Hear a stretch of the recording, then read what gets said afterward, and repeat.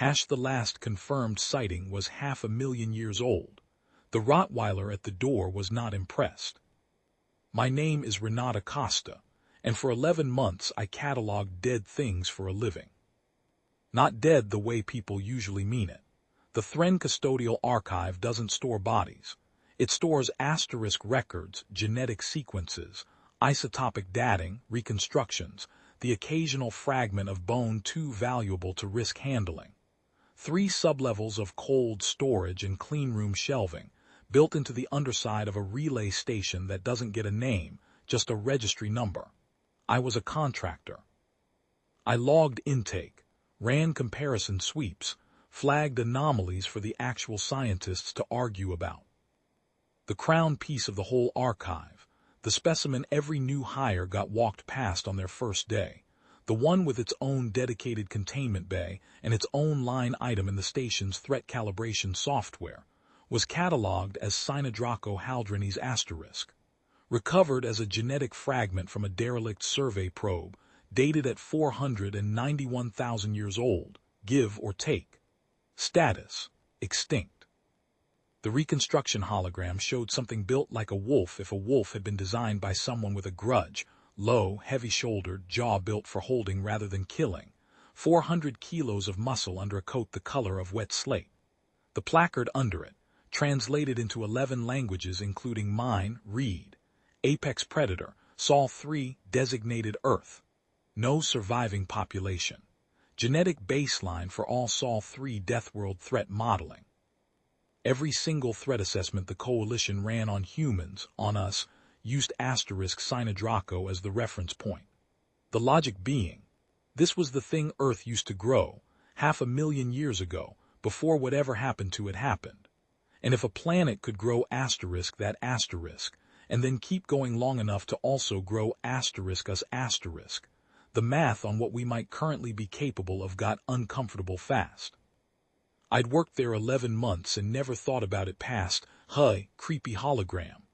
Until the night I had to bring Bruno. It was a 30-hour shift, full intake cycle on a new batch of specimens from a border survey, all hands required, no exceptions.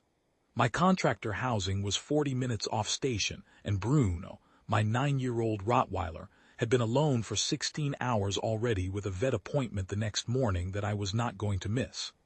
Station policy technically allowed companion animals, civilian contractor housing, in the staff dormitory wing.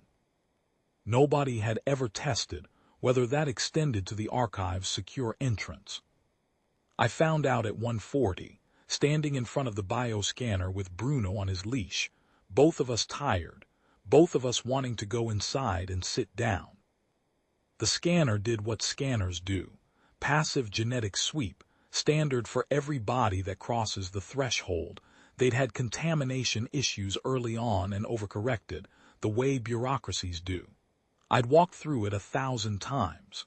Bruno had never walked through it at all.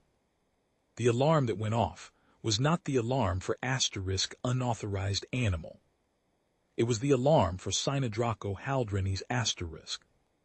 I want to be clear about what 11 Thren security officers in full containment gear converging on a hallway looks like, because I had never seen it before and I have not seen it since. Lights went from white to amber. A voice, calm, automated, completely unhelpful, announced a Class Omega genetic match at entrance 7 and recommended immediate evacuation of the sublevel. Bruno sat down.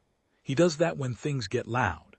Sat, ears up, tail giving one slow sweep across the floor, looking at the approaching wall of armored Thren with the mild interest of a dog who has heard the doorbell and is waiting to see if it's the mail carrier or somebody worth standing up for. He's friendly, I said. Nobody lowered anything.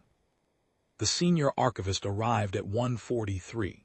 Director Vesa Korin, mid-tier Thren administration, the kind of person whose entire career was built on this archive's prestige specimen, and whose expression, 3 independent optical clusters, all 3 doing slightly different things, I can only describe as a person being handed a phone with terrible news on it.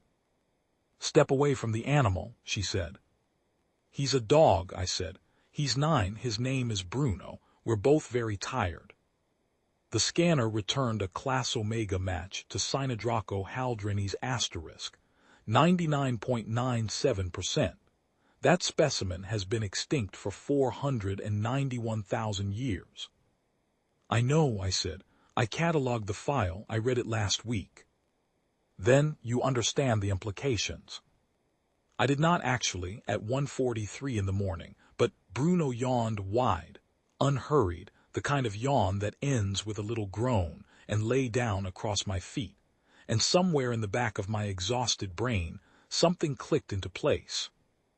Director, I said, can I see the reconstruction, the hologram, the one in the main hall? She let me bring him, partly because nobody on that hallway wanted to be the one to physically separate me from a Class Omega genetic match, and partly, I think, because by then she wanted to see too. We walked to the main hall. The hologram spun in its usual slow rotation, Cynodraco haldrenis asterisk, 400 kilos, slate gray, jaw built for holding. Bruno looked at it for about 4 seconds, slate gray, heavy-shouldered, built for holding. Then he looked away, because there was a vending alcove down the corridor and he could smell something in it, and that was more interesting.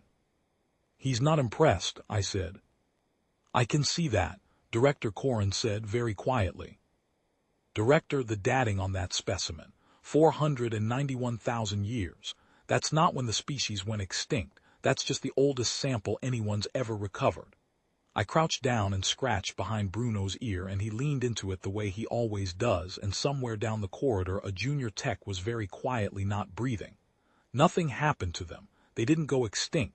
They just got smaller and friendlier, and we started feeding them. You are telling me, Director Corin said, with the particular care of someone choosing each word like it might detonate, that the genetic baseline for all Sol-3 threat modeling, the apex specimen this archive was built around, is currently lying on your feet. I'm telling you he's a Rottweiler, I said. He's getting his nails trimmed tomorrow at 9. If we miss it, they charge a cancellation fee. They ran the comparison 3 more times before anyone believed the first one. By 400 the file had been updated. I read it the next afternoon, after the vet appointment, because by then I'd been quietly transferred to Specimen Liaison Living Population, a department that, as of that morning, had not previously existed, and now consisted of me and Bruno. The new entry read: Cynodraco haldrenis status, not extinct. Current designation, dog. Estimated global population, Sol-3, in the hundreds of millions. Threat calibration baseline requires complete revision.